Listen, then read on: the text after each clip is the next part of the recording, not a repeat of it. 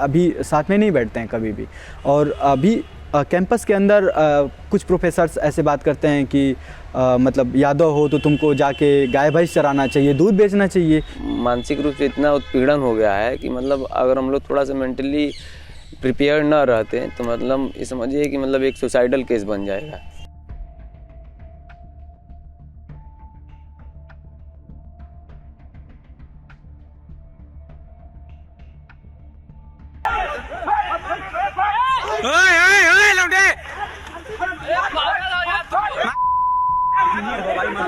भाई भाई मार बहुत तगड़ी हो जाएगी। अभी हम लोग कमरा ढूंढ कई जगह गए, मकान मालिक का सबसे पहले यही आता कि तुम्हारी जाति क्या है।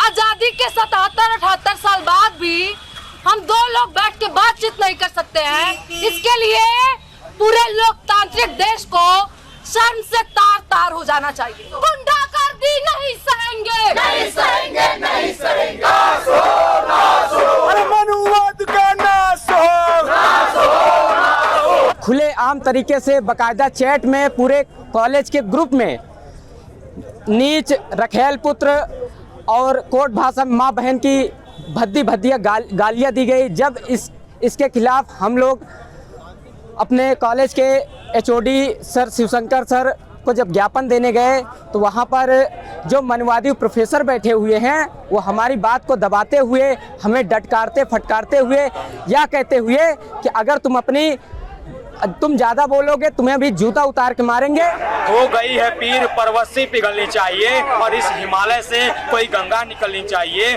आवाज यह दीवार पर्दों की तरह हिलने लगी, शर्त थी लेकिन यह कि बुनियाद हिलनी चाहिए और सिर्फ हंगामा खड़ा करना मेरा मकसद नहीं, मेरी कोशिश है कि ये सूरत बदलनी चाहिए। तारों की धूल था वो, खिलता एक फूल था, आकाओं की आंखों में चुपता एक सूल था। जैसा बनाया ये हमने जहां है वैसा जहां ना उसको हरगिज कबूल था। ओ साथी रोहित रोहित वे मुला तुझे याद रखेंगे सदा। ओ साथी रोहित रोहित वे मुला तुझको याद रखेंगे सदा।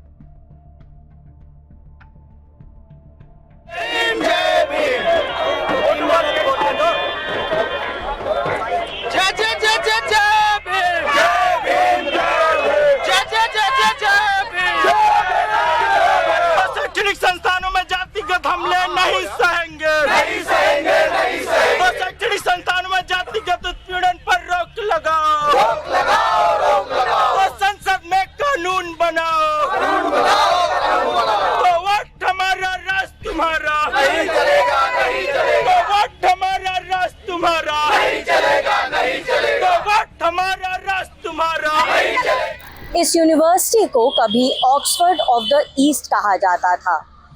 अगर आप इस शहर से वाकिफ हैं तो अब तक समझ चुके होंगे कि मैं प्रयागराज स्थित इलाहाबाद विश्वविद्यालय परिसर के बाहर इस समय मौजूद हूँ।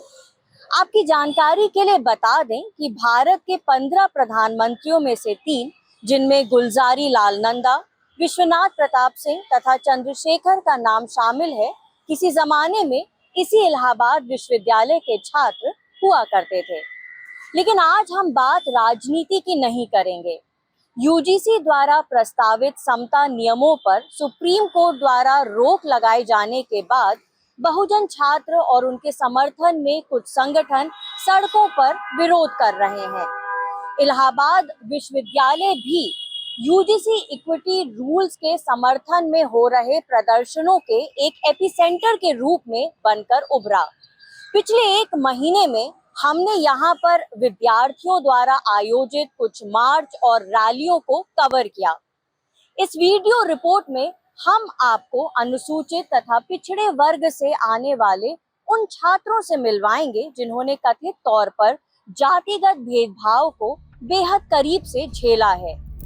2014 में एनहाइलेशन ऑफ कास्ट किताब के लिए अपनी व्याख्या में लेखिका अरुंधति रॉय ने लिखा था, दलित समुदाय ने अंबेडकर की प्रतिमा के माध्यम से अपने नागरिक अधिकारों को जताने का प्रयास किया है, उस भूमि पर अधिकार जताने के लिए जो उनके हिस्से की है, उस पानी पर हक दर्ज करने के लिए जो उनका है, और उन सार्वजनिक संसाधनों तक पहुंच सुनिश्चित करने के लिए जिनसे उन्हें अक्सर वंचित रखा गया है।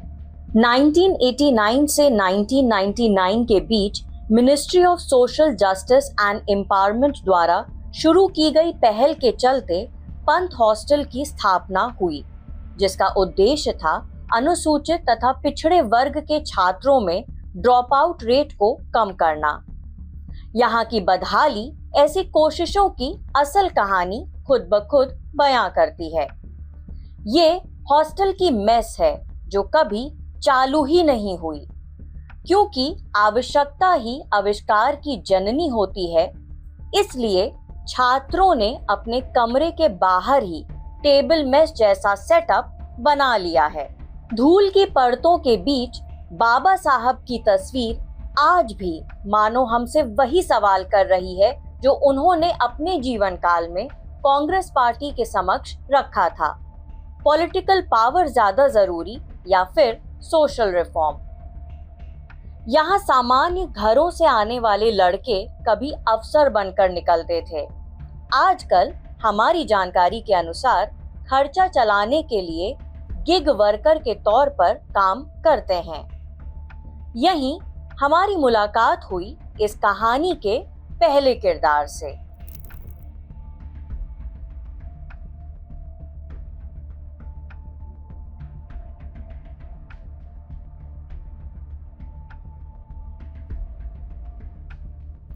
साफ़ पानी की मांग को लेके, जिसमें ये साफ था कि हम लोग विश्वविद्यालयों में टंकी का पानी पी रहे हैं और अपने कमरों पे आरओ का पानी पीते हैं, और उस टंकी की साफ़ सफाई का कोई ये तय नहीं है कि कब वो अंतिम बार साफ़ हुआ था।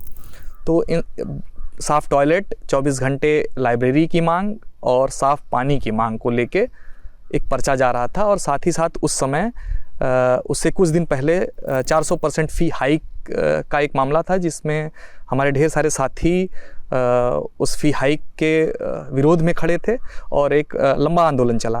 तो उसके बाद से वो वहाँ पे जब हम लोग वो प्रोटेस्ट कर रहे होते हैं तो वो बोलते बोलते इसी तरह की चीज़ों पे वो एग्रेसिव होते हैं और थोड़ा सा धक्का मुक्की वाली स्थिति आती है। तो फिर मैं जातिवादी चीफ डॉक्टर मुर्दाबाद का जैसे ही नारा लगाता हूँ, तो वो एकदम से मतलब मुझे लग तो रहा था कि हो सकता, मतलब मुझे ये नहीं लगा कि वो लाठी मारेंगे, मुझे लगा हो सकता है कि पकड़ के मुझे ले जाएं, अंदर बिठाएं, लेकिन वो एकदम से लाठी छीन के और चलाने लगते हैं। और मैं अपने बचाव में, क्योंकि उसी समय मेरे हाथ का ऑपरेशन हुआ था, मैं लगातार उस वीडियो में अपने हाथ को बचा रहा हूँ।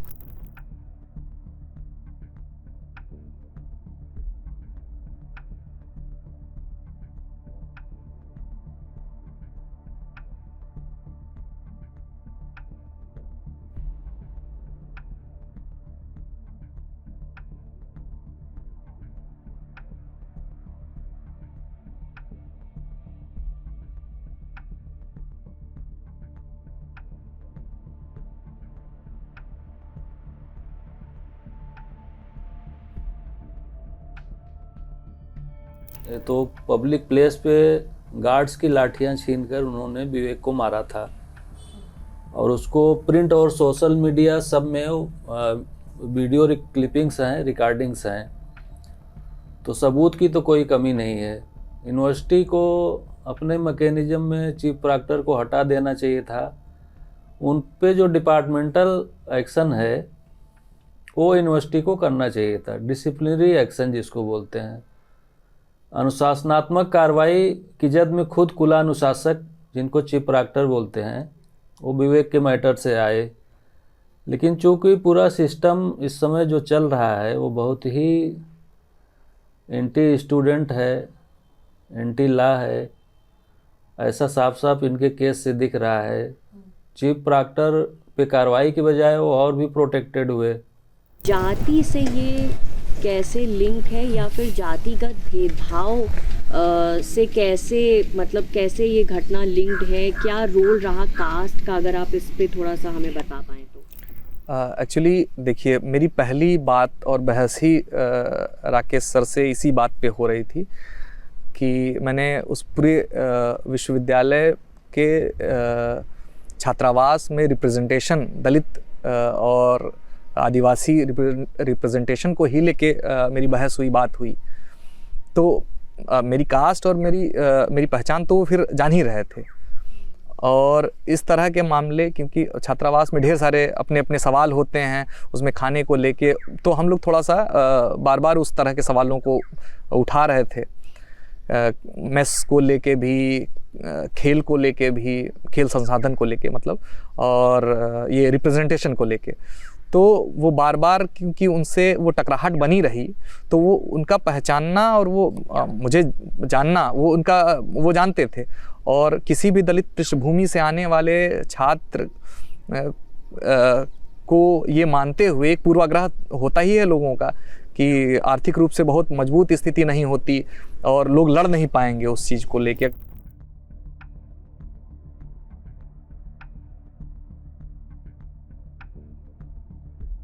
इलाहाबाद विश्वविद्यालय में प्रवेश लेने वाले अधिकांश छात्र पूर्वांचल से आते हैं।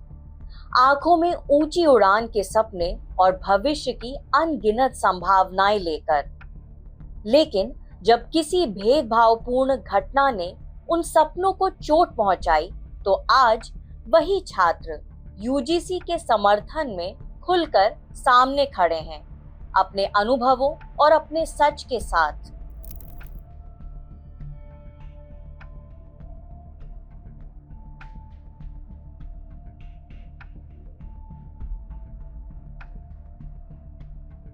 चीफ डॉक्टर से जवाब मांगने लगे आपने इस तरह से आपराधिक कृत्य कार्य क्यों किया, क्यों लाठी मारे हैं, इसका हम लोग वही जवाब लेने लगे। फिर क्या हुआ कि जिला विश्वविद्यालय प्रशासन ने पुलिस प्रशासन को बुला के हम लोग को उस दिन गिरफ्तार करा के डिटेन करा दी। उसके बाद ठीक सुबह मुझे एक निलंबन निष्कासन का नोटिस भेज दिए। उसके बाद यही है निलंबन निष्कासन हमको भेजे थे 17/10/2023 को, और उसके बाद मेरा परिसर में आरोप लगाए कि आपने नारेबाजी किया और मतलब कक्षाएं बाधित की और सरकारी काम में बाधा पहुंचाई, यही आरोप लगाए थे। इसमें लिखा है, इसका बॉडी ये नहीं है, वो है। बहुत प्रॉब्लम है क्या वैसे फिजिकल ये हमारा ये हाथ जो है मैम दोनों ओपन नहीं होता है, और थोड़ा पैर से भी, नी में भी, दोनों में प्रॉब्लम है। उसके बाद मेरे ऊपर ये एक मामला इसमें और आता है कि मैम क्या किए कि मैं पीएच कोटे से आता था, तो मेरी ये दिव्यांगता कोटे को भी जांच बैठा दिए, मतलब आपकी दिव्यांगता फर्जी है। तो मैं फिर अपने जिला कार्यालय दिव्यांग बोर्ड में गया, फिर वहाँ से भी करा के लेके आया, डॉक्यूमेंट वेरिफिकेशन करा के, इसमें तमाम कागज़ हैं, एविडेंस है। फिर मैं इनको दिया, तो फिर ये माने कि मतलब आपका सही है, साक्ष्य सही है। उसके बाद तब ये निलंबन वापसी लिए। उसके बाद एक बार और मैं आंदोलन में शामिल था। उस आंदोलन में आके खुलेआम ये कह रहे हैं कि तुम मानसिक रूप से विकलांग हो, तुमको उत्तर प्रदेश शासन ये कर देना चाहिए, वो कर देना चाहिए, मतलब दिव्यांगता का मजाक उड़ाते हुए। और थे ये लोग मतलब जातिगत सूचक गालियाँ भी दे रहे थे, उसके बाद मारने पीटने की धमकी भी दे रहे थे। यही क्लास है तुम्हारा, तो बताओ करते हो विकलांग, यही तुम्हारा विकलांगता है। अरे उस मेडिकल सर्टिफिकेट में उत्तर प्रदेश सरकार से एक चीज जुड़वाओ, मानसिक विकलांग, तुम लोगों से नहीं डरने वाला है। जिस समय आप ये देखेंगे ना कि मतलब सारे लोग उसी प्रशासनिक व्यवस्था में, वही अपर कास्ट डोमिनेंस है, ठीक है। उसके बाद ये लोग अभी इनकी मतलब सेंसिटाइजेशन नहीं है कास्ट को लेकर, इनकी जो माइंड है, जो मानसिकता है, वही मतलब एक फिडुअल सेटअप से है। उसी मतलब एक तरीके से कहिए कि मनुवादी मानसिकता के लोग हैं, जो मतलब अपनी जाति सर्वोच्चता के गर्भता से और छोटी जातियों को नीचता से देखने की अभी इन लोगों का जो एक चश्मा है, इन प्रोफेसरों का भी उतरा नहीं है। आपको क्या बताएं, मतलब मानसिक रूप से इतना उत्पीड़न हो गया है कि मतलब अगर हम लोग थोड़ा सा मेंटली प्रिपेयर न रहते हैं तो मतलब ये समझिए कि मतलब एक सुसाइडल केस बन जाएगा। समझिए कि दर्शन सोलंकी और पायल तड़वी और ये रोहित वेमुला ये केस मतलब समझ रही हैं, मतलब वो केस मैं समझ रहा हूँ कि किस स्तर पे जाके सब बच्चे किए होंगे, चाहे और भी हो रहा है, अभी और केस तो आ ही नहीं रहा है। और मतलब अब थोड़ा सा मैम हम लोग सामाजिक कार्यों में जुड़े हैं और सामाजिक लोगों के मुद्दों में इन्वॉल्व रहते हैं, तो थोड़ा सा हम लोग उस ताकत से लड़ने का प्रयास कर रहे हैं। लेकिन एक आम छात्र जो है जो इस तरह से गतिविधियों में न रहे तो समझिए कि ये मतलब एक तरह से सुसाइडल केस ही है और ये झेल कोई नहीं पाएगा, वो मानसिक रूप से कोई मजबूत नहीं रहेगा तो झेल नहीं पाएगा। और इतना ही आपको झेला कर देते हैं कि बच्चा कुछ ना कुछ एक्शन ले ले।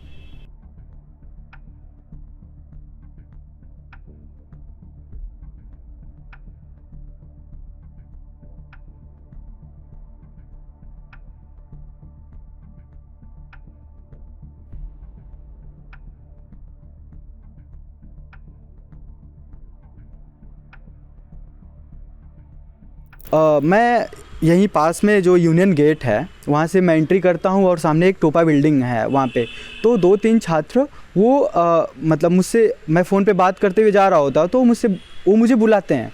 उसके बाद वो मुझसे पूछते हैं, नाम वगैरह पूछते हैं। और एक बात उसमें ये होती है कि मेरे बियर्ड्स जो है वो थोड़ी बड़ी होती है, तो वो मुझे ऐसे बोलते हैं कि तुम ऐसे रहते हो इलाहाबाद कैंपस में, ये है तुम्हारी बियर्ड्स बड़ी हुई है। तो मैं बोलता हूँ कि ये मेरा पर्सनल चॉइस है, मैं कैसे भी रहूँ, तो इसमें तो आप लोगों को हस्तक्षेप करने की कोई ज़रूरत नहीं होती है।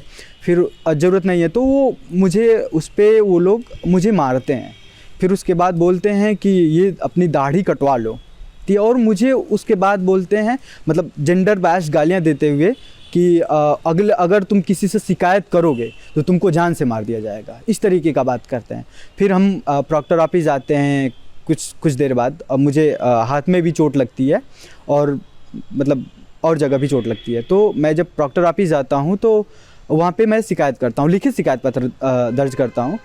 तो मतलब ये मामला होता है कि वहाँ पे मतलब उनको मैं चिन्हित नहीं कर पाया होता हूँ। तो चीफ प्रॉक्टर सर बोलते हैं कि इनको चिन्हित करना होगा, फ़ोटो लेके आओ तब कुछ होगा, इस तरीके का बात करते हैं। फिर करीब मैं 1-2 हफ्ते बाद मैं फ़ोटो के साथ मैं जाता हूँ। तो मुझसे ये पूछा जाता है कि आपका नाम क्या है, तो अपना नाम बताता हूँ सुजीत। तो मुझसे पूछते हैं कि पूरा नाम क्या है। फिर ऐसे मतलब जब मुझे मजबूरन बताना पड़ता है कि मैं सुजीत यादव पूरा नाम बताता हूँ, उसके बाद मुझसे ये बोला जाता है कि कहाँ लिखा है कि आप मार नहीं खाओगे। तो उसके बाद वो बोलते हैं कि फिर चले जाओ। समझ में आया कि पीसीबी हॉस्टल के ही सीनियर थे, लेकिन मतलब उसके बाद भी वो मुझसे एक बार कैंपस में मिले थे। तो मैं बैठ के अपने दोस्त के साथ बैठ के बातचीत कर रहा था, तो मुझे टारगेट करके बोले कि ठाकुरों से लगोगे तो यही होगा, इस तरीके का। मतलब आप सोच सकती हैं कि ठाकुर है, ब्राह्मण है, तो मतलब एक डोमिनेंट है सोसाइटी में। अगर ठाकुर है तो उसके खिलाफ आप नहीं जा सकते हो। जो अपर क्लास के लोग होते हैं वो अभी साथ में नहीं बैठते हैं कभी भी। और अभी कैंपस के अंदर कुछ प्रोफेसर्स ऐसे बात करते हैं कि मतलब यादव हो तो तुमको जाके गाय भैंस चराना चाहिए, दूध बेचना चाहिए, तुम यहाँ पे इलाहाबाद यूनिवर्सिटी में क्या करने चले आए हो, इस तरीके का बात होता है। उच्च शिक्षण संस्थानों में पढ़ने वाले छात्रों को अवसाद और तनाव से बचाने के लिए यूजीसी द्वारा 2012 में सबसे पहले इक्विटी रेगुलेशंस जारी किए गए थे। सभी संस्थानों को एक इक्वल अपॉर्चुनिटी सेल स्थापित करने और एक एंटी डिस्क्रिमिनेशन ऑफिसर नियुक्त करने की हिदायत दी गई थी। लेकिन जैसा कि योगेंद्र यादव, जो यूजीसी के सदस्य भी रह चुके हैं, अपने एक लेख में स्वीकार करते हैं कि 2012 के ये नियम भी केवल कागजी कार्यवाही तक ही सीमित रहे। अधिकांश विद्यार्थियों को इनके बारे में जानकारी ही नहीं थी और कॉलेज प्रशासन ने भी इसे गंभीरता से नहीं लिया। इलाहाबाद विश्वविद्यालय में इक्वल अपॉर्चुनिटी सेल स्थापित तो किया गया, लेकिन आधिकारिक सूत्रों से मिली जानकारी के अनुसार प्राप्त शिकायतों की संख्या 0 रही। बताया जाता है कि छात्रों द्वारा की गई शिकायतों को सीधे प्रॉक्टर कार्यालय की ओर निर्देशित कर दिया जाता था ताकि वहां आवश्यक कार्यवाही की जा सके। हम बहुत स्पष्ट कि इक्विटी कमेटी में छात्रों के चुने हुए प्रतिनिधि हों, इक्विटी कमेटी में शोषित वर्गों का रिप्रेजेंटेशन बढ़े, उनका प्रतिनिधित्व बढ़े, हम इसकी मांग करते हैं। और रोहित तिमुला के एक्ट के तर्ज पर हम लोग इस पूरे एक्ट को लागू करने की बात कर रहे हैं। 2012 वाला एक्ट ज़रूर इस रेगुलेशन की अपेक्षा, वो रेगुलेशन अपने आप में इससे ज़्यादा मजबूत था, इससे ज़्यादा स्पष्ट था, इससे ज़्यादा जवाबदेह था। एट्रोसिटीज़ और भेदभाव को की परिभाषा वहाँ पर ज़्यादा सुदृढ़ ढंग से प्रस्तुत की गई थी, जो कि इसमें नहीं है। जुलाई 2023 से नवंबर 2025 तक प्रॉक्टर रहे प्रोफेसर राकेश सिंह अपने खिलाफ लगाए गए आरोपों का किस तरह बचाव करते हैं, उनका पक्ष भी सुनिए। पहली चीज़ तो ऑडियो में कोई जात सूचक शब्द आपको सुनाई नहीं पड़ा होगा, बल्कि जात सूचक प्रोवोकिंग लैंग्वेज वो बोल रहा है लड़का। वो जातवादी प्रॉक्टर करके रिकॉर्ड कर रहा है। आपने देखा होगा वो जो वीडियो है वो कट है, आधा है। मतलब जो वीडियो है, मैं उसको गलत नहीं कह रहा हूँ, वो फैब्रिकेटेड नहीं है, लेकिन वो कट है। उसके पहले का वीडियो हमारे पास है। उसके चेहरे मोहरे से, उसकी बातचीत से कहीं कोई ऐसा मुझे उसके बारे में कोई जानकारी नहीं थी कि वो एससी है। तो एससी होने के नाते नहीं, वहाँ बदमाशी करने के नाते, मुझको पर्सनली हिट करने के नाते, गाली देने के नाते वो घटना हुई। अब उस घटना को एससी एसटी से न जोड़ा जाए। वो घटना एक अनुशासन से जुड़ी घटना है, जहाँ किसी भी प्रकार का कास्ट कनेक्शन नहीं था। ठीक। हम अगर ये मान भी लें कि वो एक फॉर्मर स्टूडेंट हैं जो करंट स्टूडेंट राइट के किसी इशू पर प्रोटेस्ट में आते हैं या उसको सपोर्ट करने आते हैं, प्रोवोक आपको क्या किया सर कि आप एक विद्यार्थी, वो पूर्व विद्यार्थी भी अगर था तो आप नहीं, प्रोवोक क्या हमको गाली दी है, हमको घटना का जो चित्र है जो इस समय वायरल और पब्लिक डोमेन है, उसका चेहरा प्रोफेसर राकेश सिंह बना। राइट। वो जो कंप्लेन उसने कर्नलगंज थाने में दी है, उसमें वो आरोप लगाता है कि आपके द्वारा चमार और इस तरह नहीं, कोई एक सुना देना, वो गलत बोल रहा है।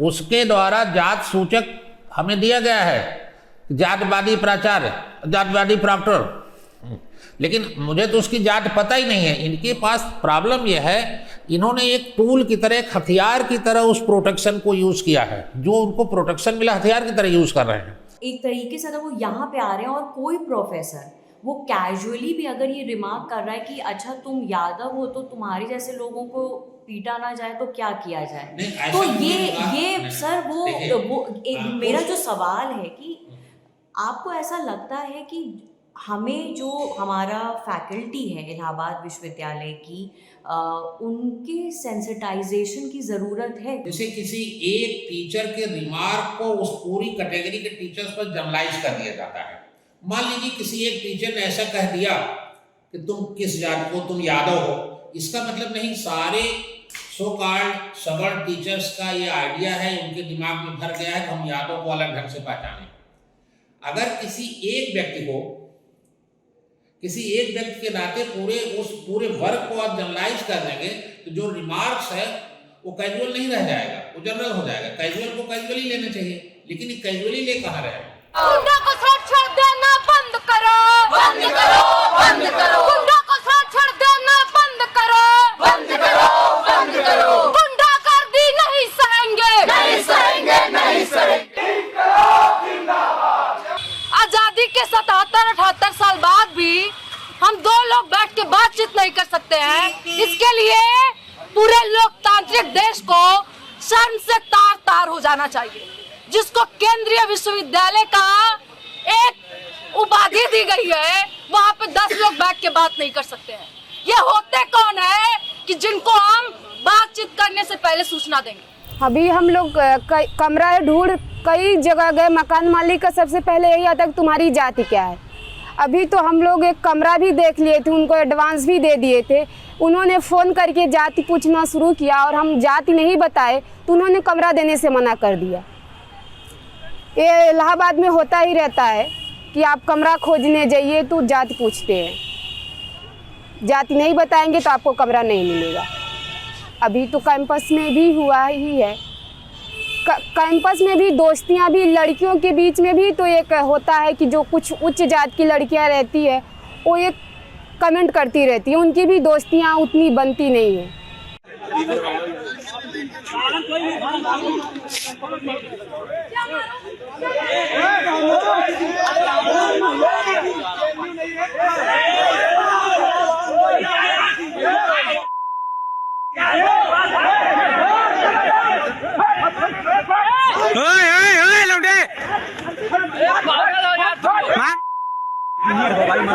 भाई भाई मार बहुत तगड़ी हो जाएगी। अरे उसको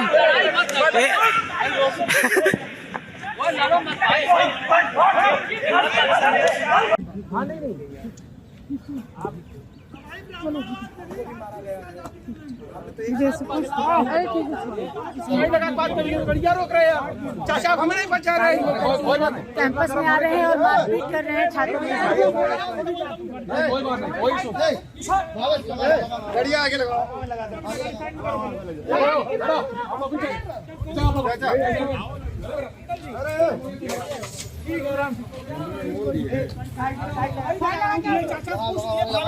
रिकॉर्ड कर लो, डाल देना जहाँ डालना हो। क्यों छोड़े उसको? मैं अकेले क्यों अंदर जाऊं? बस जो मारा, जो गाली दिया और ब्राह्मणवाद यही है दरअसल। उसको क्यों आप मुझे छोड़ नहीं? अरे जाति का मुझे तुम क्यों बोल रही हो जी? जो मुझे मारा वो पता ही नहीं है, जो पता है वो अंदर जाएगा। यूजीसी गाइडलाइंस ने निसंदेह कैंपसों को जाति के आधार पर पोलराइज कर दिया है। दिल्ली में ब्राह्मणवाद को लेकर जो आक्रोश मुद्दे से भटकाने की बहस के रूप में सामने आया, इलाहाबाद विश्वविद्यालय में वैसी कोशिश पहले ही देखी जा चुकी थी। यूजीसी गाइडलाइंस पर चर्चा के लिए दिशा छात्र संगठन द्वारा एक स्टडी सर्कल का आयोजन बरगद लॉन में किया गया। पोस्टर लगाकर छात्रों को आमंत्रित भी किया गया, लेकिन बहस और संवाद के बजाय विश्वविद्यालय के बरगद लॉन से जो दृश्य सामने आए वे बेहद चिंताजनक थे। घटना के अगले दिन जब हम रिपोर्टिंग के लिए कैंपस पहुंचे तो विश्वविद्यालय प्रशासन ने किस तरह इस मामले को रफा दफा करने की कोशिश की, आप खुद देखिए।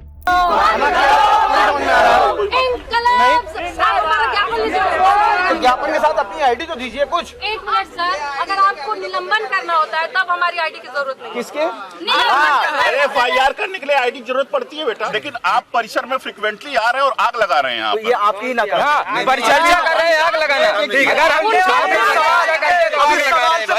सर, आग कौन लगा रहा है? लोहा लेके कौन दौड़ रहा था मारने के लिए बच्चों को? ये देखिए, लोहा लेके कौन दौड़ रहा था मारने के लिए? मैं एक बात कर नहीं, मेडिकल एग्जाम तक कराने में इतनी देरी क्यों हो रही है? मैं बात कह रहा हूँ ना, आप एक बात बताइए, जिस पूजा कुमारी की आपने हमें शिकायत दर्ज करवाई है, न तो उसका एनरोलमेंट नंबर दर्ज है। पूजा कुमारी राजेंद्र प्रसाद नाम से हमारे पास सिर्फ एक विद्यार्थी दर्ज है जो MA में पास आउट हो चुका है, और पूजा कुमारी राजेंद्र प्रसाद नाम से विद्यार्थी नहीं। आप आई कार्ड, आधार कार्ड देंगी, BNS के नियम में थाने में हमें उनके साथ उनके आधार कार्ड भी भेजने हैं। और ये परिचर्या 30 से 40 मिनट तक चली थी कि इसके बाद कुछ गुंडे आते हैं और छात्र छात्राओं के साथ गाली गलौज करते हैं और मारपीट करते हैं, और ये लोग महिलाओं के साथ इतना बदसलूकी के साथ पेश आते हैं कि महिलाओं के साथ एकदम जाति सूचक गालियां, स्त्री विरोधी गालियां देते हैं और निचकट, चमार और पारसी ये सब कहते हैं। और मतलब वो कहते हैं कि तुम निचकट, मेरे से बात, तुम्हारी औकात है मेरे से बात कर सकती हो तुम, मतलब इतना बदसलूकी इसके साथ पेश आते। फिर इसके बाद ये लड़ाई 10 से 15 मिनट तक चली। हम लोग मतलब जो यूजीसी के गाइडलाइंस आए हैं, हालांकि उस पर स्टे लग गया है, फिर भी हम लोग मानते हैं कि कैंपस में एक ऐसा स्पेस तो होना ही चाहिए कि हम देश दुनिया के ज्वलंत मुद्दों पे बातचीत कर सकें। और वही हम लोग कॉमन स्टूडेंट थे, दिशा छात्र संगठन के मेंबर थे, बैठ के बातचीत कर रहे थे, लेकिन कुछ ABVP के गुंडे आते हैं, क्योंकि वो इंसानों जैसा तो बिहेव किए नहीं है हमारे साथ, आते हैं, बैठते हैं। मतलब हमारा ये भी कहना था कि हो सकता है कि वो असहमत है, बहुत छात्र असहमत भी थे, लेकिन उन्होंने एक छात्र को स्पेशली बाहर निकाला उस सर्किल से और उनका कॉलर पकड़ा। फिर मैं गई कि ऐसे तो बात नहीं हो सकती है, आपको जो बात करनी है आके बात करिए, आप असहमत हो सकते हैं बेशक, लेकिन हम उस पर बात करेंगे। मोदी जी ने यूजीसी लाया जिसमें SC ST OBC वालों को संरक्षित रखा गया और जनरल वालों को दोषी बना दिया गया। Hey, I like you। नहीं अभी मैं सिर्फ करियर पे फोकस कर रही हूँ। तुम कास्टिज्म कर रही हो, तुम मेरे साथ गलत बिहेव कर रही हो, तुम यूजीसी की गाइडलाइंस को फॉलो नहीं कर रही हो, मैं तुम्हें जेल भेजूंगा। बट मैंने तो पोलाइटली मना किया है बस। मखौल उड़ाने की नीयत से सोशल मीडिया पर उड़ेले गए ये मीम समस्या को सही ढंग से पकड़ पाने में नाकाम समझ आते हैं। आजकल मीमिफिकेशन खुन्नस निकालने का नया तरीका बन गया है। जैसे कि इस समय महिला छात्रा निधि यादव को भी शिकायत करने के लिए सोशल मीडिया पर भूमिहार के नाम की धौंस दिखाई जा रही है। तो हमारा सम्राट राय जो इंसान के रूप में एक नंगा जानवर है,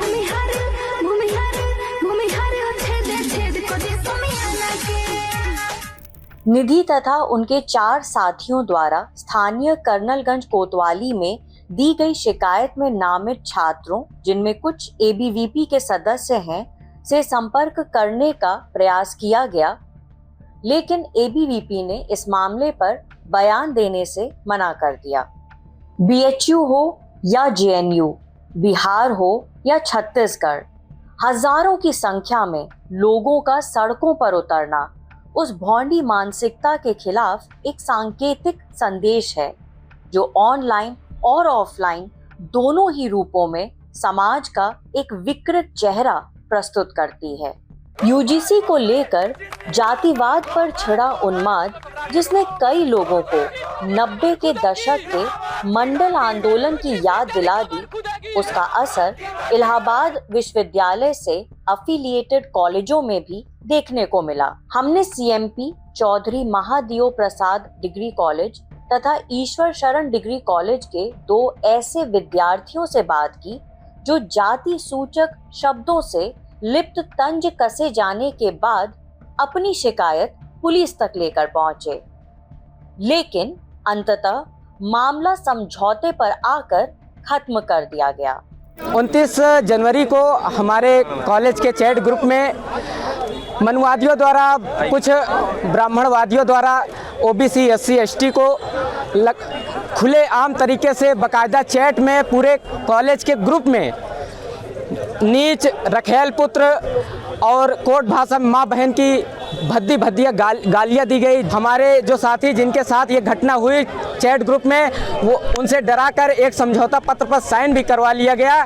सुप्रीम कोर्ट के स्टे ऑर्डर के कुछ ही दिनों बाद प्रयागराज के CMP डिग्री कॉलेज के प्राचार्य द्वारा एक नोटिस जारी किया जाता है। समस्त विद्यार्थियों को अवगत कराया जाता है कि माननीय सर्वोच्च न्यायालय द्वारा implementation of the UGC promotion of equity regulations 2026 पर रोक लगा दी गई है। अतः उक्त के परिप्रेक्ष्य में महाविद्यालय के तीनों परिसरों, मुख्य परिसर, विधि संकाय, वाणिज्य संकाय में संदर्भित विषय पर किसी भी प्रकार की चर्चा, भाषण, संगोष्ठी इत्यादि आयोजित किया जाना प्रतिबंधित किया जाता है। यदि कोई भी छात्र इसमें संलिप्त पाया जाता है तो उसके विरुद्ध कार्रवाई की जाएगी। इस नोटिस के पीछे कारण था व्हाट्सएप प्रकरण, जहां छात्रों के बीच अपशब्दों की बयार थाने तक पहुंच गई।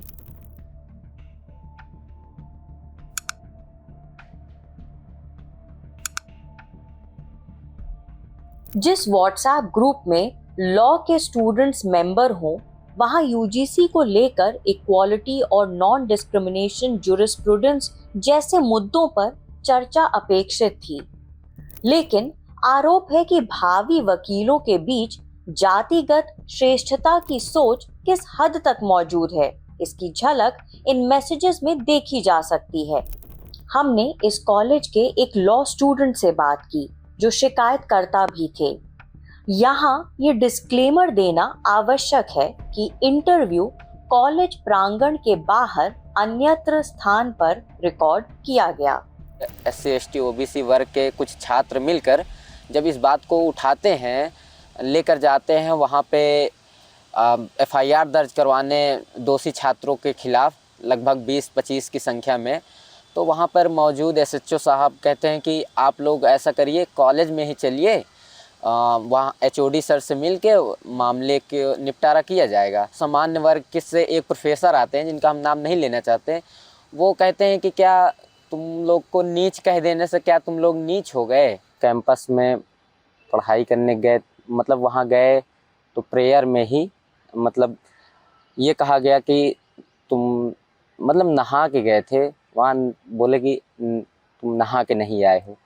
वहाँ पूरे छात्रों के सामने प्रेयर में, पूरे कॉलेज के सामने ही जो है हमें वहीं नहला दिया गया कि ये लड़का नहा के नहीं आता। ऐसे व्यवहार हमारे साथ हुआ। हालांकि ये हमें पूरे जीवन हिला देता है ये चीज़ कि इतना बेहुदा दुर्व्यवहार, फिर इतने शर्म से, जबकि हम उस समय कक्षा 6-7 में पढ़ाई कर रहे थे और फिर हम 8 में हमें वो स्कूल ही छोड़ना पड़ गया। तो मतलब ये उनको ये लग रहा था कि आप जिस जाति से हैं इसलिए वो जी, साफ सफाई नहीं है। बिल्कुल, वो ऐसा सोचते हैं, गंदे लोग हैं। मार्च 2025 में ईश्वर शरण डिग्री कॉलेज के 2 छात्रों ने जातिवाद का आरोप लगाया। उनका कहना है कि एक कार्यक्रम में प्रवेश के दौरान एडमिट कार्ड के साथ उनसे फीस रसीद भी दिखाने को कहा गया, जिससे उनकी जाति का संकेत मिलता था।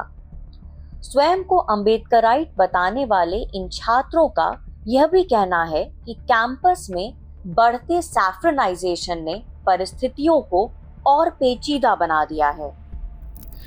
तो एनुअल फंक्शन का एक कार्यक्रम हो रहा था, तो उसमें जो है सभी बच्चे जो अपनी आईडी, कॉलेज की आईडी दिखाकर अंदर एंट्री ले रहे थे, तो हमने भी लीगल तरीके से एंट्री लिया जो है कार्ड दिखाकर। उसके बाद अंदर जाने के बाद कुछ एनसीसी के छात्रों से हमारी कुछ बातचीत हुई, तो वो आईडी दिखाने के लिए बोले, तो हमारा उनको जवाब था कि आप आईडी क्यों चेक करेंगे, हम जो है बाहर से चेक करा के आ रहे हैं। तो वो हमको कहे कि जो है आप बहुत बोल रहे हैं, चलिए हम आपको सर के पास लेके चलते हैं। तो उसके बाद मैम जब हम सर के पास गए तो हम कहे चलिए ठीक है, कोई गलती है नहीं हमारी, हम बातचीत कर लेंगे। तो जैसे ही सर के पास गए, वो सीधे मुझसे गाली देकर बात करने लगे। वो मेरे ऊपर आरोप लगाने लगे कि आप यहाँ गुंडई दिखाओगे, तो जितने भी वहाँ के प्रोफेसर से हमसे बदतमीजी करने लगे। जब हमने उसका जवाब दिया तो वो हमें ऐसे दिखाने लगे कि उल्टा हमारी गलती बता रहे हैं कि आप लोग जो है गुंडई दिखा रहे हैं कॉलेज कैंपसेस में। तो यही सब बातें थी मैम। और फिर बाद में उन्होंने हमारा आईडी कार्ड मांगा, फीस रिसिप्ट मांगा। तो जब उसको पूरा देख के कह रहे हैं कि इन लोगों को मैं जानता हूँ, कैसे लोग हैं, इनको बाहर करो छात्रों को, हम दोनों लोगों को बोले। तो मैम कहीं ना कहीं ये दिखाता है कि कास्ट जो है आज भले से प्रत्यक्ष रूप से नहीं, अप्रत्यक्ष रूप से हमने महसूस किया है हमेशा कि तो हमारे साथ अभी भी ये है। और बहुत सारे जो निम्न वर्ग से छात्र छात्राएं होती हैं, अभी भी शिक्षण संस्थानों में उन्हें ऐसा देखने को मिलता है। मैम हम आपको बता रहे हैं, जब हम एप्लीकेशन लेकर उनके पास गए तो उनकी कोई प्रतिक्रिया नहीं थी। वो ले लिए, हम कहे सर इनके खिलाफ का आप कार्रवाई करिए, नहीं तो हम लोग जो है और आगे इसकी रिपोर्ट करेंगे। तो उनका कोई इस पे स्टैंड क्लियर नहीं था मैम। फिर हम लोगों ने कहा अगर आप कार्रवाई नहीं करते हैं तो हम लोग आंदोलन करेंगे, या तो वो आकर हमसे माफ़ी मांगे, या तो हम जो कानूनी कार्रवाई है उसको आगे बढ़ाएंगे। तो इस पर हम लोग बातचीत कर रहे थे, तो कुछ हमारे बहुत सारे सीनियर्स हैं, तो उन्होंने कहा कि इस मामले को आगे ना बढ़ाइए, यहीं पे जो है समझौता कर लीजिए। तो इसके जवाब में हम लोग कई घंटे प्रोटेस्ट किए। तो लगभग 2-2.5 घंटे बाद वो आए सारे कॉलेज के सामने, और प्रिंसिपल सर भी थे, उनके सामने वो माफ़ी मांगते हैं कि जो है हमारी गलती थी और आगे से ऐसा नहीं होगा। आपके बच्चे हैं, हमारे बच्चे हैं। समस्या है कि ऐसा कोई जानबूझ के मैंने नहीं कहा। अगर मेरे मुंह से अगर निकल गया, अगर आपको कुछ ऐसा लगा है, नहीं निकल गया है, जो आपको गलत भाषा लगी है, गाली लगी है, तो मैं उसके लिए क्षमा प्रार्थी हूँ। हमने आपको पहले कहा ना, कॉलेज में जो फैकल्टीज है, जो प्रशासन है, 80 to 90% अपर कास्ट से आते हैं। और जो आरएसएस या बीजेपी से पहले से बिलोंग करते हैं, पूरी फैकल्टी उन्हीं की है। अगर हम वहाँ की जो है देखेंगे फैकल्टीज, तो दिखाता है कि जो उच्च वर्ग के प्रोफेसर हैं, कर्मचारी हैं, वही हैं। यहाँ पे एबीवीपी के 100 वर्ष के उपलक्ष्य में देखिए यहाँ पे कैंपस में रंगोली बनाया गया है और यहाँ पे छात्र संघ जैसे चुनाव होते नहीं हैं, फिर भी यहाँ पे एबीवीपी के कार्यकर्ता लोग कैंपस में ऐसे कार्यक्रम करते रहते हैं।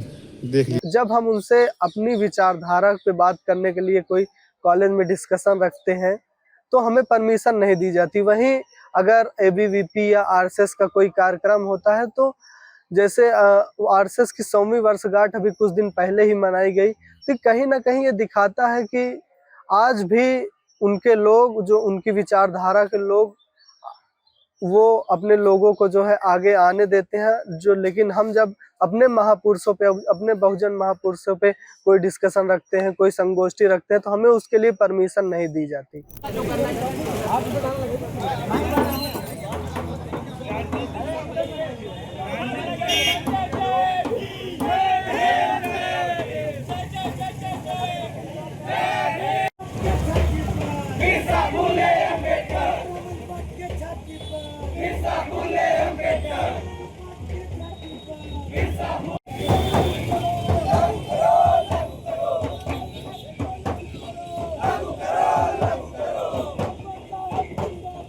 किसी भी जातिगत व्यक्ति विशेष और राजनीतिक दल के बारे में आप लोग बात नहीं करेंगे, ना ही उन पर कोई टिप्पणी करेंगे। अगर आपके द्वारा ऐसी कोई भी बात की जाती है तो वैधानिक कार्रवाई की जाएगी। आप केवल यूजीसी के बारे में बात करेंगे। और आज प्रोटेस्ट मार्च है जो कि निकाला जा रहा है इलाहाबाद विश्वविद्यालय के स्टूडेंट्स के द्वारा, और ये जो प्रोटेस्ट है ये लॉ फैकल्टी की तरफ बढ़ रहा है, जहाँ पर BR अम्बेडकर जी की मूर्ति है। एक खास बात जो इस बार के प्रोटेस्ट मार्च की है वो हम आपको दिखा दें कि इसमें जो पुलिस वाले हैं इस पूरे प्रोटेस्ट मार्च पे नज़र बनाए हुए हैं। यहाँ पर लगातार इस प्रोटेस्ट मार्च के वीडियोस पुलिस के द्वारा बनाए जा रहे हैं, जिनमें कि कुछ LIU की तरफ से भी लोग आए हुए हैं, और एक तरीके से व्यवस्था को बनाए रखने के लिए भी और एक तरीके से नज़र बनाए रखने के लिए भी इस पूरे प्रोटेस्ट मार्च को आज यहाँ पर लोकल जो पुलिस है वो एक तरीके से एस्कॉर्ट कर रही है।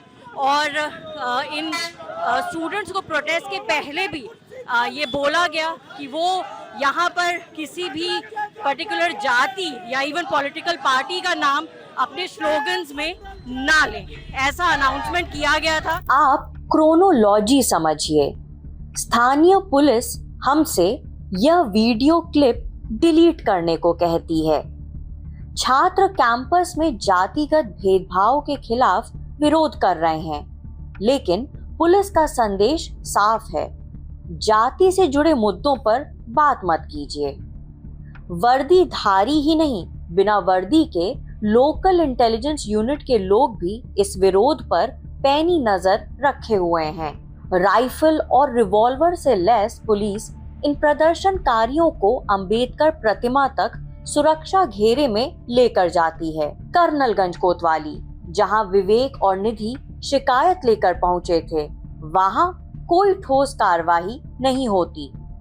दूसरी ओर जॉर्ज टाउन थाने में CMP व्हाट्सएप प्रकरण में कॉलेज द्वारा भेजे गए कॉम्प्रोमाइज लेटर के बाद मामला क्लोज घोषित कर दिया जाता है। इन थानों के बाहर मानवाधिकारों की रक्षा और यौन उत्पीड़न के खिलाफ आवाज उठाने के संदेश जरूर लिखे मिलते हैं, लेकिन जमीन पर तस्वीर कुछ और दिखाई देती है। ऐसा क्यों? क्या इसलिए कि पिछले एक दशक में छात्रों को बार बार अर्बन नक्सल जैसे तमगे से नवाजा गया है। आयशा से जुड़े विवेक जहां FIR दर्ज कराने के लिए अदालत की ओर रुख करते हैं और नवंबर 2023 में धारा 156(3) CRPC के तहत SC/ST कोर्ट में आवेदन दाखिल करते हैं, वहीं निधि और उनके साथी पुलिस आयुक्त तथा IGRS पर ऑनलाइन शिकायत करने के बाद घटना के 4 दिन बाद अपना मेडिकल स्वयं करवाते हैं। देखिए, एक्ट का प्रोविजन तो special act for the protection of the depressed community, schedule tribe and schedule caste community के लिए बना है, तो उनके फेवर में तो एक्ट बहुत है। एक्ट ये भी कहता है कि कोई अगर पब्लिक सर्वेंट अपनी ड्यूटी को निगलेक्ट करता है तो he shall be specially submitted before disciplinary action and punishment. उनको पनिशमेंट का भी प्रावधान करता है अगर कोई पब्लिक ऑफिसर उस पद पे इस एक्ट के तहत अपनी ड्यूटी नहीं करता है। हम लोगों को लगा यहाँ हमारी कोई सुनवाई नहीं हो सकती है, फिर कर्नलगंज थाने जाते हैं। कर्नलगंज थाने ये होता है कि हमारी एप्लीकेशन जब देते हैं तो वो कह रहे हैं कि आप पहले वहाँ से कोई कागज़ फॉरवर्ड कराइए तब हम इस पर एक्शन लेंगे।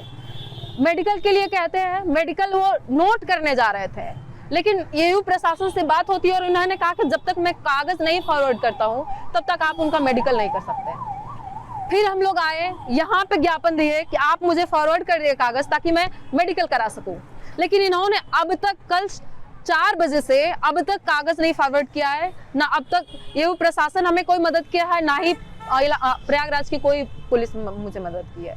जॉर्ज टाउन पुलिस स्टेशन से हमने संपर्क करने का प्रयास किया, लेकिन सीएमपी डिग्री कॉलेज से जुड़े मामले में जांच अधिकारी इन्वेस्टिगेटिंग ऑफिसर ने आधिकारिक तौर पर जवाब देने से इनकार कर दिया। वहीं दूसरी ओर कर्नलगंज कोतवाली के एसएचओ संजय कुमार सिंह ने हमें बताया कि प्रक्रिया के तहत विश्वविद्यालय प्रशासन द्वारा जांच पूरी होने के बाद ही पुलिस कार्रवाई कर सकती है। जब हमने उनसे पूछा कि घटना के 1 महीने बाद भी क्या विश्वविद्यालय प्रशासन की ओर से कोई जानकारी दी गई है, तो उन्होंने इस सवाल का जवाब देने से इनकार कर दिया।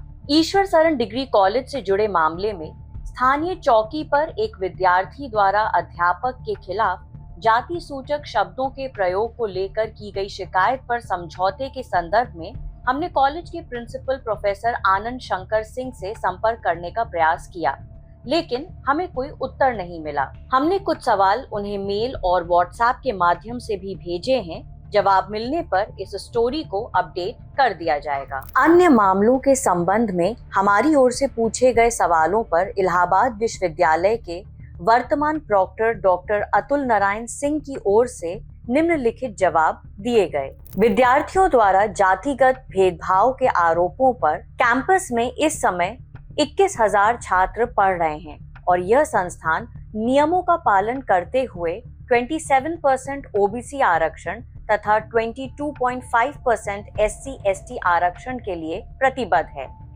विरोध प्रदर्शन में कुछ मुट्ठी भर लोग हिस्सा ले रहे हैं जो अब यहाँ के छात्र नहीं हैं। छात्रा निधि यादव के साथ कैंपस में हुई हिंसा पर शिकायत दर्ज क्यों नहीं की गई? महिला छात्राओं द्वारा आरोपी पक्ष की पहचान सुनिश्चित करने हेतु आईडी कार्ड का सत्यापन नहीं कराया गया। वहीं दूसरे पक्ष ने अपनी शिकायत में इन पर भी आरोप लगाए हैं। सीसीटीवी फुटेज के आधार पर भावेश दुबे को निलंबित किया गया है, जबकि एक छात्र आयुष राय की शिकायत और पहचान के आधार पर निधि यादव को निलंबित किया गया है। निधि यादव के मामले में आईसीसी द्वारा संज्ञान क्यों नहीं लिया गया? बताया गया कि संबंधित महिला छात्राएं स्वयं प्रोक्टोरियल बोर्ड की महिला सदस्यों के समक्ष अपना पक्ष रखने के लिए उपस्थित नहीं हुई। सुधीर कुमार यादव पर विकलांगता से जुड़ी जांच के संबंध में सुधीर यादव द्वारा विकलांगता प्रमाण पत्र के रूप में रेलवे कंसेशन फॉर्म प्रस्तुत किए जाने पर इस मामले में विश्वविद्यालय प्रशासन की ओर से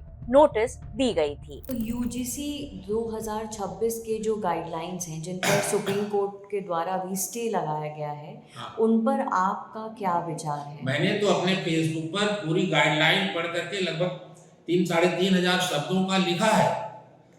वो गाइडलाइन जिस उद्देश्य को दिखाकर बनाई जा रही वो उद्देश्य पूरा नहीं करेगी, क्योंकि वो उसकी बहुत से ऐसी चीजें हैं जो टूल की तरह इस्तेमाल होंगी। एक बार ये मान के बैठा हुआ है कि हमको सताया ही सताया जा रहा है, वहां पर आने से पहले उसको बता दिया जाएगा तुम्हें सताया जा रहा है।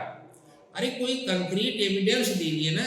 कास्ट बेसिस पर हमारे समाज में और हमारे कैंपसेस में भी परसिस्ट करता है, उस वायलेंस को ये कभी रिकॉग्नाइज करते ही नहीं, उसको वायलेंस के रूप में देखते ही नहीं, उसको एक ज़रूरी उसके रूप में मानते ही नहीं, और फिर जो एक हिंसा है, जो वायलेंस है, जो उत्पीड़न है, ये उस उत्पीड़न पर कोई बात भी नहीं करना चाहते। तो इसी तरह से ये इसको जस्टिफाई करने की कोशिश होती है कि विश्वविद्यालय कैंपसेस में ऐसा कुछ नहीं है, जबकि हकीकत ये है हमारे कैंपसेस की। आप देखिए कि खास जाति विशेष के आधार पर हमारे यहाँ पद खाली पड़े हुए हैं, जाति विशेष के आधार पर नंबर दिए जाते हैं, उसकी भी कई घटनाएं हमारे यहाँ आई हैं। जाति विशेष के आधार पर छात्रों के ग्रीवांसेस को एड्रेस किया जाता है। अगर कोई दलित कम्युनिटी का स्टूडेंट है, कोई पिछड़ा कम्युनिटी का स्टूडेंट है, अगर अपनी किसी समस्या को लेकर के प्रॉक्टर के पास जाता है तो उनका व्यवहार एकदम दूसरे तरह का होता है। हमसे जो बच्चे शिकायत करते रहे हैं, पिछले 2013 से बच्चे शिकायत करते रहे हैं कि हमारे साथ जातिगत घटनाएं घटती हैं, एक नहीं दो नहीं, ऐसे हज़ारों बच्चे हैं। अब वो जो हमसे शिकायत करते थे कि हमारे साथ जाति की घटनाएं घट रही हैं, मैं उनसे भी कहता हूं कि तुम लोग कैमरा में बोलोगे या तुम प्रेस कॉन्फ्रेंस में बोलोगे या तुम एससी कमीशन में बोलोगे। वो कहते हैं कि सर मैं अगर बोल दूंगा तो मेरा नंबर काट लिया जाएगा, मैं बोल दूंगा तो मुझे फेल कर दिया जाएगा। इसका जवाब किसके पास है? इसका जवाब तो किसी के पास नहीं। क्या कोई बच्चा जब बोलने को तैयार हो रहा है तो उसके साथ आप क्या, जो बच्चों ने शिकायत किया है तो उसके साथ क्या बोला जा रहा है कि ये जाति की बातें नहीं है? अगर जाति की बातें ना होती तो जो आंकड़े यूनिवर्सिटी बता रही है या इसके थर्ड कमेटी ने हमारे पास जो आंकड़े दिए कि मेस में होता है, नंबर देने में होता है, सफदरजंग हॉस्पिटल की जो घटनाएं बताई गई जाति के आधार पर नंबर देने, ये सारी घटनाएं झूठ हैं। जो इन बच्चों ने फांसी लगाया हैदराबाद में वो घटनाएं झूठ हैं। जिन बच्चों के साथ सेक्सुअल हरासमेंट का केस हुआ, क्या वो घटनाएं झूठ हैं? मैं तो इसको इपिस्टिंग फाइल्स के रूप में देखना चाहता हूँ कि इपिस्टिंग फाइल्स खुला अमेरिका में तो सारे नंगे हो गए ना। मैं कास्ट का इपिस्टिंग फाइल खुलेगा तो इलाहाबाद यूनिवर्सिटी के ज़्यादा प्रोफेसर नंगे हो जाएंगे। विचित्र विडंबना है कि यूजीसी नियमों पर विवाद इस बात को लेकर हो रहा है कि आखिर पीड़ित पक्ष कौन है। जेएनयू की कुलपति शांति श्री धुलीपुड़ी पंडित की संकीर्ण सोच, जिसके तहत वे दलितों को विक्टिमहुड से बाहर निकलने की सलाह देती हैं, इस धारणा के निर्माण में मीडिया की भूमिका भी कम नहीं है।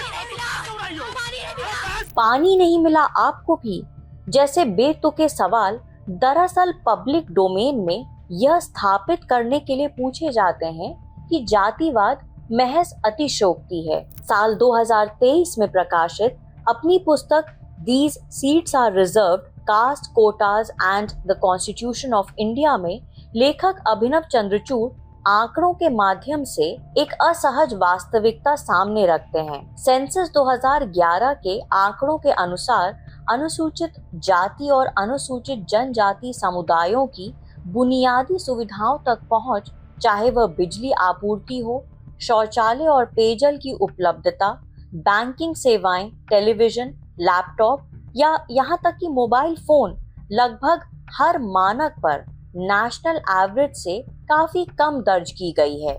जिस तरह हमारे समाज में जातिवाद है, उस तरह यूनिवर्सिटी में भी जातिवाद है। तो हमको यूनिवर्सिटी में जो ये भेदभाव है उसको मिटाना है। तो ये रोहित वेमुला के स्वागत तो सबसे ज्यादा जो ब्राह्मणवादी लोग हैं, जो इस समाज को इतना गैर बराबरी बना के रखा है, उनके द्वारा स्वागत होना चाहिए था। पूछा है भाई ब्राह्मणवादी, अरे भाई इसको बुला लीजिए, सुन रहा है नहीं सुन रहा है?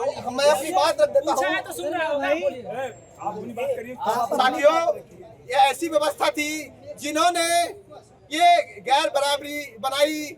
वो जाति के नाम पे जो ऊंच नीच करते हैं, जो जाति देखकर कि किसी का मूल्यांकन करते हैं कि वो अच्छा है या बुरा है, तो इस तरीके से ये जो ब्राह्मणवादी मनवादी व्यवस्था थी, उसने जो इस समाज को इंसान नहीं बनने दिया, वो जातियों में बांट कर रखा। तो उसको तोड़ने के लिए एक समता मूलक समाज बनाने के लिए रोहित वेमुला के नाम पे जो एक्ट की हम मांग कर रहे हैं, जो यूजीसी एक्ट के नाम पे एक लाया गया था, हम नहीं मानते कि बहुत सख्त एक्ट है, लेकिन वो जरूरी एक्ट था, लेकिन फिर भी सुप्रीम कोर्ट ने उस पर रोक लगाया। कुछ ही महीने की बात है, सुप्रीम कोर्ट के chief CGI chief justice of India BR Gavai, सबको मालूम है जूता फेंका गया। क्यों फेंका गया? क्योंकि वो एक दलित थे, दलित तो फेंकने वाला कौन था? सवर्ण समाज का लोग था। अगर वो दलित नहीं होते तो किसी की हिम्मत नहीं थी कि उनके ऊपर कोई जूता फेंकता।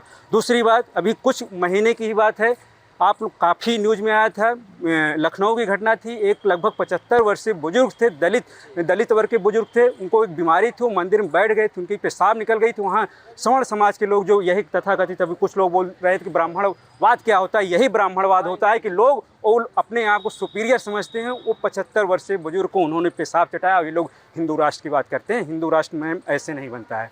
और वहीं पे जिस समय BR गवई साहब के ऊपर जूता फेंका गया था, उसी के एक दिन पहले आप लोग को मालूम होगा, रायबरेली के घटना है, वाल्मीकि समाज के 25 वर्षीय युवक को योगी आदित्यनाथ का उनका नाम लेकर लोग उनका मॉब लिंचिंग कर दे रहे थे। बोले हम लोग योगी वाले हैं, उसको मार के उसको पीट कर मार डाले थे। दूसरी घटना भी आपने 2 दिन पहले देखा, कानपुर में एक आस्था सिंह बोलती है मैं ठाकुर ही तुम्हारी ऐसी तैसी कर दूंगी। उसके बाद कितनी मैम हजारों घटना। क्या आपने कभी ऐसा देखा है कोई पिछड़ी या दलित समाज के लोग किसी ठाकुर को गाली दे रहा हो, कोई ब्राह्मण? कभी नहीं, ऐसा होता ही नहीं। हम ब्राह्मणवाद को डिकोड करने में इतने उलझ गए हैं कि कुछ अन्य ठोस समस्याएं पीछे छूटती जा रही हैं, जैसे शेड्यूल कास्ट के छात्रों को किराए पर कमरा ना मिलना, ओबीसी के अभ्यर्थियों में माइग्रेशन की प्रक्रिया को लागू न करने के कारण कट ऑफ अंक हासिल करने के बावजूद यूपीएससी में सीट न मिलने को लेकर असंतोष,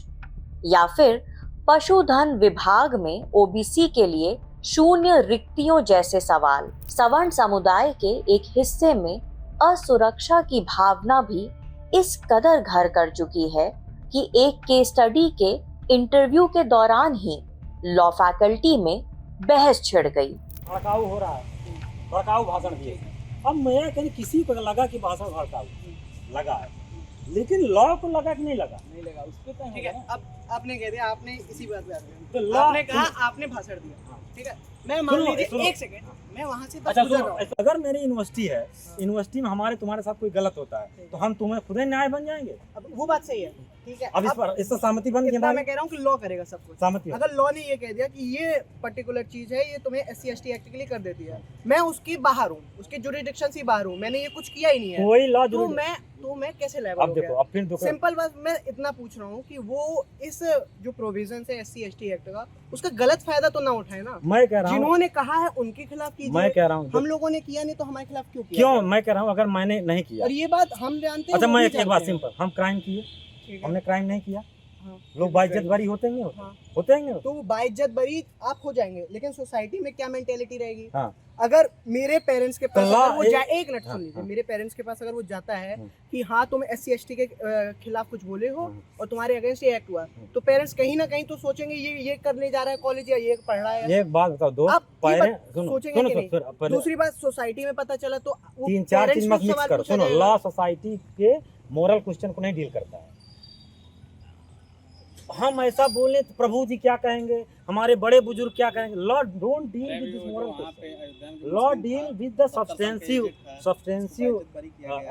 ग्राउंड। उनको ऐसा अंदेशा है कि उनके लोग कमेटी में नहीं हैं, या सवर्णों को, या सो कॉल्ड सवर्ण, इसलिए मैं कह रहा हूँ कि उस पर अलग डिबेट है कि उनके लोग कमेटी में नहीं तो उनके साथ एक रिवर्स डिस्क्रिमिनेशन हो सकता है, ये अंदेशा है उनको। पहली चीज़, लॉ लागू नहीं हुआ, यूज में नहीं है लॉ, मिसयूज हो गया। आज तक दुनिया का आदमी सुनेगा पागल हो जाएगा इस बात को सुन करके। कोई लॉ आता है, पहले यूज होता है, फिर उसके इम्प्लीकेशन पर जो है विचार होता है, चर्चा होता है। कोई भी गाइडलाइन, कोई भी नियम, कोई भी लॉ का बेसिक स्टूडेंट होगा उसको पता है कोई लॉ इन प्रैक्टिस आता है, उस प्रैक्टिस में पता चलता है कि लॉ में रिफॉर्म की ज़रूरत है।